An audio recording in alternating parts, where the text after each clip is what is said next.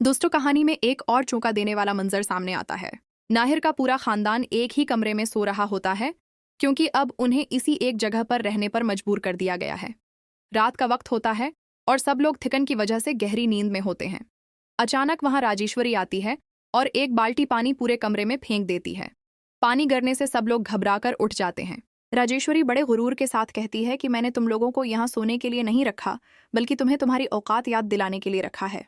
फिर वो गुस्से में कहती है कि 5 मिनट के अंदर अंदर सब लोग नीचे आ जाओ। ये सुनकर नाहर, रूही और पूरा खानदान बहुत परेशान हो जाता है और सब जल्दी जल्दी नीचे जाने की तैयारी करने लगते हैं। इसी दौरान रूही नाहर से एक अहम सवाल पूछती है। रूही कहती है कि अगर इस प्रॉपर्टी के 2 हिस्से थे तो फिर राजेश्वरी के पास असल कागजात कैसे आ गए। ये बात सुनकर नाहर भी सोच में पड़ जाता है, क्योंकि उसे भी ये बात समझ नहीं आ रही होती। फिर नाहर को अचानक एक शक होता है और वो दादी की तरफ देखकर पूछता है कि दादी, क्या आपने धोखे से प्रॉपर्टी के कागजात तब्दील करवाए थे। ये सवाल सुनकर दादी एक लम्हे के लिए बिल्कुल खामोश हो जाती हैं। पहले तो वो कुछ नहीं कहती, लेकिन जब सब उनकी तरफ देख रहे होते हैं तो आखिरकार दादी सच बता देती हैं। दादी कहती हैं कि हाँ, मैंने ही धोखे से प्रॉपर्टी के कागजात बदलवा दिए थे।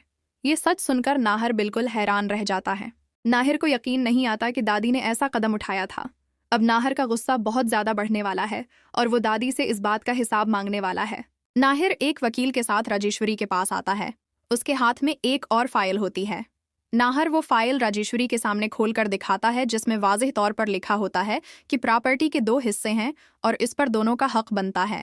ये देखकर राजेश्वरी बिल्कुल हैरान रह जाती है, क्योंकि उसे इस दूसरे फाइल के बारे में कोई इल्म नहीं होता। उसे यकीन ही नहीं आता कि सच्चाई इस तरह उसके सामने आ जाएगी।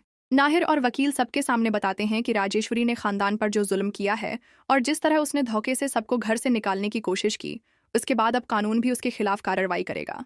इसी दौरान पुलिस वहां पहुंच जाती है और खानदान पर जुल्म करने और धोखाधड़ी के इल्जाम में राजेश्वरी को गिरफ्तार कर लेती है।